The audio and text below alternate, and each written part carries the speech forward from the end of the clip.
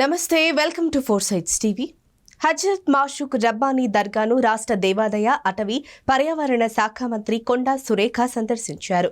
ఉర్సు ఉత్సవ ఏర్పాట్లు సమర్థవంతంగా నిర్వహించాలని సంబంధిత అధికారులను ఆదేశించారు. అనంతరం మంత్రి మాట్లాడుతూ మసీదు పరిసర ప్రాంతాలు పరిశుభ్రంగా ఉండేలా చూడటంతో పాటు మరుగుదొడ్లు ఏర్పాటు చేయాలన్నారు. శానిటేషన్ నిర్వహణ, త్రాగునీటి ఏర్పాట్లు చేయాలని తెలిపారు. వైద్య ఆరోగ్య శాఖ ఆధ్వర్యంలో వైద్య శిబిరాలు ఏర్పాటు చేయాలని ఆదేశించారు. భక్తులకు ఎలాంటి అసౌకర్యం కలగకుండా ఏర్పాట్లు ఉండాలన్నారు.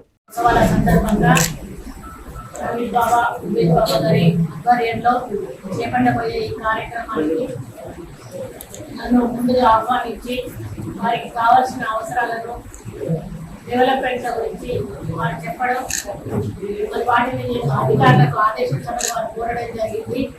నేను ఈరోజు కలెక్టర్ ఆఫీస్ లో ప్రజాపాలన కార్యక్రమం ప్రతి సోమవారం ఏదైతే గ్రీవెన్స్ తీసుకుంటారో అక్కడ ఈ రోజు కూర్చొని రావడం జరిగింది.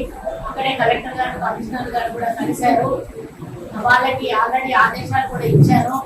ఈ 2వ తారీఖు లోపల ఎంతవరకు ఉంటే అన్ని పనులు కూడా ప్రయారిటీ బేసిస్ లో డెవలప్ చేయాలి. అక్కడ వచ్చేటువంటి వాళ్ళకి ఎవరికి కూడా ఇబ్బంది జరగకుండా పోలీస్ ప్రొటెక్షన్ కానీ, లైటింగ్ కానీ, అరేంజ్మెంట్స్ కానీ అన్ని కూడా చేయాలని చెప్పడం జరిగింది. ఇప్పుడు మీరు ఇచ్చిన రిపోర్టేషన్ ఏదైతే ఉందో అది కమిషనర్ గారికి నేను పంపిస్తాను. రేపు అధికారులు ఇక్కడికి వస్తారు. వచ్చి ఒకసారి గుర్తులు తీసి మనకు అందులో త్వరగా అయిపోయే పనులు 100% 1వ తారీఖు లోపు పూర్తి చేస్తారు.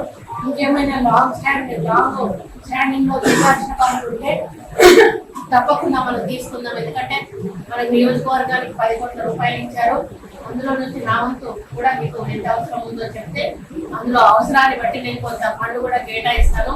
కమిషనర్ గారు కూడా ఇవ్వడానికి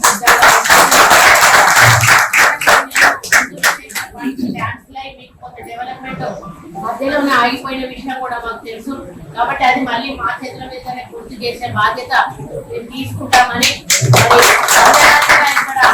వివిధ ప్రాంతాల నుంచి వచ్చేటువంటి దర్గా ఉత్సవాలకు వచ్చేటువంటి మైనారిటీ సోదర సోదరీమణులకు, వాళ్ళ కుటుంబాలకు కూడా ఎటువంటి అసౌకర్యం కూడా కలగకుండా అందరూ కూడా సంతోషంగా వచ్చి వెళ్లే విధంగా సౌకర్యాలను ఏర్పాటు చేసి ఇక్కడ జిహెచ్ఎంసీ వాళ్ళు రెస్పాన్సిబిలిటీ తీసుకొని ఇక్కడ కన్సర్న్ పోలీస్ సిఐ గారు ఉన్నారా, వాళ్ళు ఏది అడిగిందని ఇట్లా రావాలంటే అట్లా ఏర్పాట్లు చేయండి. నేను పనుల గురించి చెప్తాను. వాళ్ళకి ఎక్కడ కూడా ఎవరికి కూడా కొంచెం చిన్న ఇబ్బంది కలుగుకుండా, ట్రాఫిక్ జామ్ కాకుండా అవన్నీ కూడా మీరు ఏర్పాటు చేసుకొని మీరు వాళ్ళు కోఆర్డినేట్ చేసుకొని వాటి సేవలకు కూడా చేయండి. ఉత్సవాలు అయిపోయి ఎవరు ఎటువంటి వెళ్ళిపోయి రోజు అయ్యే వరకు కూడా చూసుకోవాల్సిన బాధ్యత.